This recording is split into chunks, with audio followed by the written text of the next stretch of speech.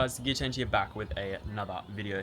And in today's video I'm going to be installing a brand new gear knob that I got off eBay that has some nice blue stitching to match my Ute. Now, I don't think this install is meant to take too long. I think it's just a matter of taking some trim pieces out and putting it on, but I thought I may as well do it as it was a bit tricky to actually find any information about how to put a new gear knob or gaiter on one of these. So let's get to it. Alright, we are now inside of the Ute. So, first things first, we need to work on getting all the trim out. So, there is a trim piece here, I don't know where it's gone, over here, that sits in this spot. It's held in by two clips. All you need to do is lift it up with a trim tool and it should pop out the way. And then this piece right here is one whole mechanism. So, I'm just going to get the trim tool and try and alleviate all of the different clips. It's already a bit loose here because I've loosened it. Once it's out the way, I'll show you guys where all the clips are and where they're hiding.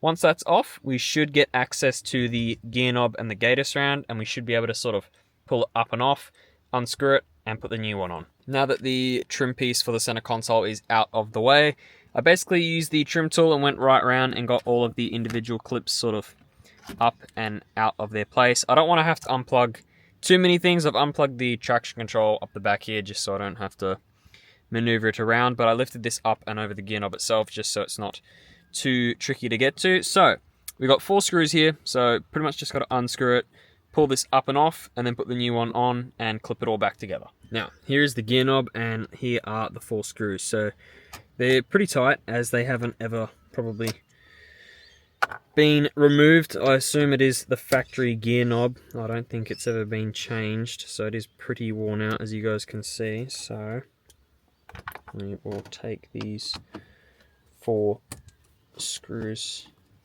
out of this one. Now I've heard that it is a pretty tricky gear knob to actually pull up and off, especially if it's the factory one, like it hasn't ever moved much. So the actual gaiter is obviously plastic, so it'll just sort of come off, but it's the knob itself that you need to sort of lift up and out. So I don't want to hit the camera, so I'll try and do it off camera. But from what I've seen and what I've looked up, you're pretty much meant to just lift it and sort of give it a wiggle and then pull it up.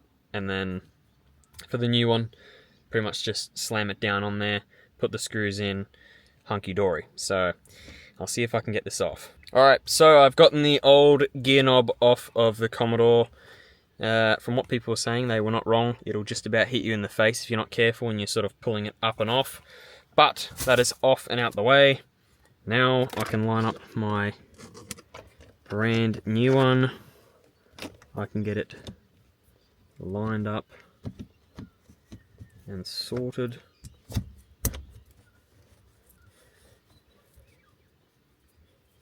I think that's got to get pressed on pretty hard. So what I will do is I will screw it in and make sure it's actually lined up where I need it to be. And then I'll give it a real hard whack and make sure she's on nice and tight with no room to spin. So let's get it screwed in. Alright, so the knob is on. I have put all of the screws in, I have lined it up, and the knob is nice and planted. So I'm very happy with it. All we've got to do is plug the traction control button back into this trim piece and clip it all in carefully, and then we should be done with the gear knob install.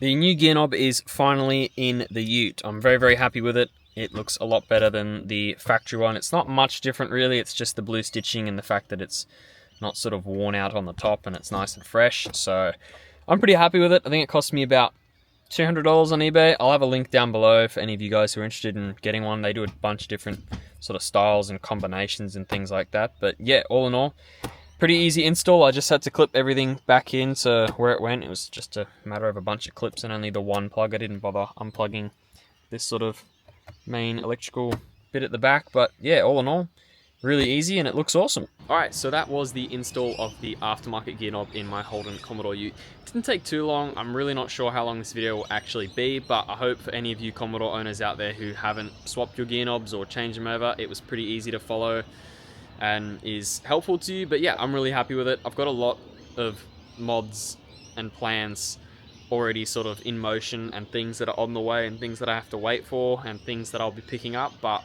all in all, I'm really, really excited about this build. I've got a few different sponsors that are sort of helping out with parts and other things like that as well. So it's really, really awesome to have something fresh, something new, something different, and it's completely different. I've never had a real drive car, I've never had a V8, and never had a Holden until now. So I'm loving it so far. Really keen to show you guys what's on the way. If you want to see sort of behind the scenes or what parts have been ordered or what parts are arriving, follow me on Instagram at blue_XR5. I will have to sort of probably change that to TheGearChange. I'm working on that at the moment. But yeah, if you guys enjoyed, be sure to like and subscribe, as it really does help me out.